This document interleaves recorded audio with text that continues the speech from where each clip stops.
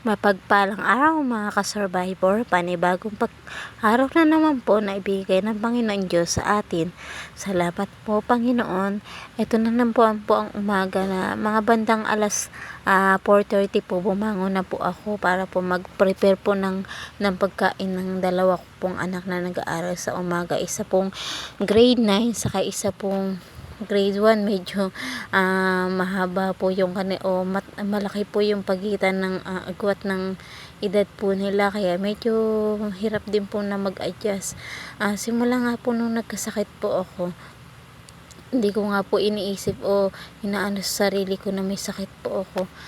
Basta po patuloy lang po ako sa paglaban po sa araw-araw. Mga ka-survivor, ang mga niluluto ko nga po dyan, yung mga natira po naming pagkain po kagabi, katulad po nung inihaw na isda po na pinarito ko po, tas may konti nilaga po na natira sa rep. Nabigay po sa amin, ayun po yung ininit ko para po makain ng mga bata, at saka nagsangag po ako ng kaunting kanin. Patuloy lang po sa buhay na kahit na sa umaga po medyo nahihilo po ako. Pero hindi ko po masyadong iniinda yun, kasi pagka inisip mo ng inisip yun, ayun po ang mangyayari ayun po ang mararamdaman mo pong maghapon. Hindi ka na po makakaalis sa ganoong pakiramdam.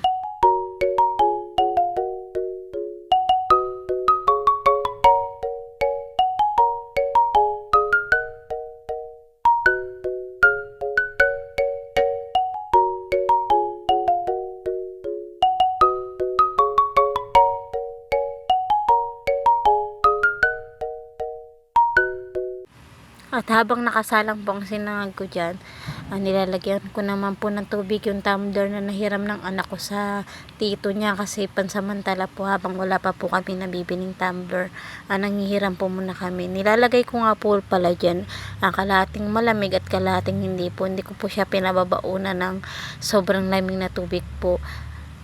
At habang inaantay ko nga po ang anak ko, ay chinecheck ko nga po kung okay na po yung sinangag. Kasi after po niyan, ipaghahain ko na po siya para mabilis nga po yung pagkilos niya. Ngayong salukuyang oras nga po is 5:20. Kailangan 6 o'clock po kasi nasa eskwelahan na po siya. At ito nga po ang kanyang pagkain.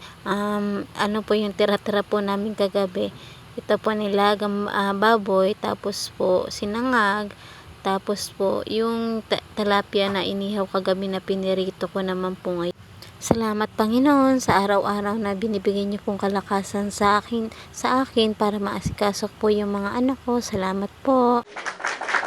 At habang kumakain na po ang anak ko dyan, hindi niya po napansin na naka-video po siya. Sabi niya, huli niya na nung nakita na, "Mama, nagbibideo ka pala."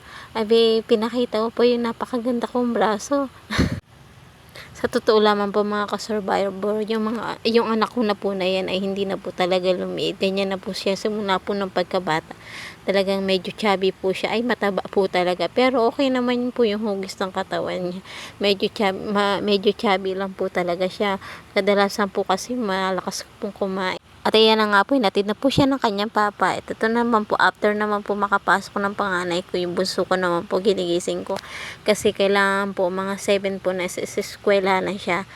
Napakakulit nga po niya pagigisingin ko sa umaga. Yan na nga po nangyayari po niyan. Kakain mo po muna siya bago po siya maligo. Hinahayaan ko na lang po kasi naman po hindi ko magayak.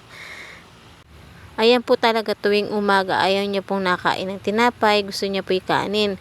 Ito nga po, tapos na po siyang kumain niya, at papasok ko na. Ayaw magpa-video sa akin, siya daw nagsusuklay. At pag-aalis na nga po ng anak ko, sinisimulan ko naman po yung trabaho ko. Nag-uugas po ako ng mga pinagkainan po nila. Tapos po miya po niyan ay magagayak naman po para po makapaglaba.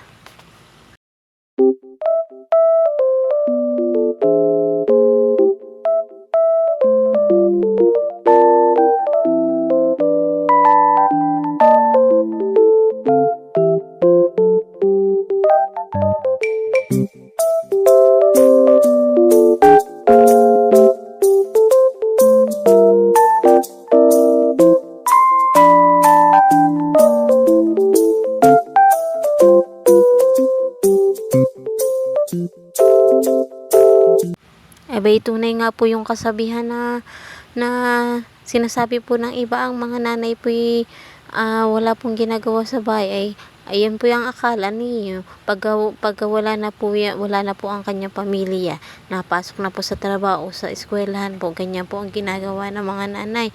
Ba, hindi yan namamahinga, maghapon po yung gawang-gawa. Mamamahinga naman po niyan sandali ilaang, abay kinabukasan mag-aasikaso na naman, ulit-ulit lang po yung trabaho niyan araw-araw, ngunit wala pong sahod na natatanggap. Saludo ako sa lahat ng mga nanay na katulad ko na ginagawa ang lahat para lang sa pamilya nila. Ako nga po'y nagligpit-ligpit ng bahagyan niyan. Pamilya naman po'y ako'y sasalang sa labahin. Ako po'y araw-araw pagka okay po ang pakiramdam ko. Abay, araw-araw po ako naglalaba. Ayaw ko po kasi natatambakan. Diyan lang po ako naglalabas sa timba na yan. Kasi ginagawa ko po niyan, binababad ko po muna yung mga labahin ko sa sabon. Tas pagka mga ilang minuto pong nakababad, saka pa lang po kukusutin para po hindi po masyadong mahirap pang kusutin. Po kasi simula po nung na-stroke ay hindi na po ganun kaayos yung kamay ko, at hindi ko na po masyadong matagalan po ng kusot sa paglalaba po. Hindi ko na po masyadong maidiin po, ma-close po ng maayos ang aking kamay. Maya naman po pagkaraan ko po maglaba, at ito nga po, hinihiram ko nga po yung dryer ng biyanan ko. Gawa mo na nga po, dinadryer ko yung aking nilabhan. Pabago-bago po kasi ang panahon ngayon. Maya po biglang uulan, biglang araw, may mga sinampay po bumabaho. At nga po, after ko nga po na magbanlaw po, nga po sasampay ko lang diyan sa harap. Hindi ko nga po masyado nang iaano dun sa labasan, at baka mamaya pag umulan ako'y mahirapan pang magsimpan. Baka ako'y madapa-dapa na. Sa totoo lamang po mga ka-survivor, ako po ilang buwan nang hindi po nagme-maintenance. Sa awa ng po at tulong ng Panginoon Diyos, ako'y narini pa rin at hindi po ako nawawalan po ng lakas. Minsan naman po ako inatake po ulit, nakarecover naman po ako agad. Napakabuti po talaga ng Panginoon sa buhay ko, at hindi niya po ako pinababayaan. Yung iba po pagkatitingnan ako, na-stroke ka ba? Iba sila hindi naniniwala ako'y na-stroke, at wala mga po parang epekto sa aking katawan. Pero po, nararamdaman ko po sa kalooban ko po ay yung para po bang ako'y nakalutang. Tas may yung nga po, yung limitado nga po yung pananaw ko. Kaya po ako'y nagdadahan-dahan lang. At sa bawat pagkilos ko nga po ay lagi ko pong hinihingi ang paggabay ng Panginoon Diyos. Kasi po pag ako lamang po ay mag-isa, hindi ko po kakayanin na ikilos po yung katawan ko. Ako nga po yung nagtataka, ako po na-stroke. 4 na beses na po ako inatake. Pero po sa awa naman po ng Panginoon Diyos, ayan po, nakakalakad po ako ng ayos, nakakakilos po ako ng ayos. Titingnan niyo po ako isang normal na tao lamang, na parang hindi po ako nagkasakit. Yung iba nga po hindi naniniwala talaga na ako'y na-stroke. Ang iniiwasan ko nga lang po ay yung hindi po talaga ako masyado mag-isip po, kasi po ayun po ang talagang pinagbabawal po ng doktor, na doon po daw nagtitrigger yung mga nararamdaman po natin. At ito na nga po magtatanghalian na naman po, ay pinagagaya ko po yung 2 kong anak to uuwi na.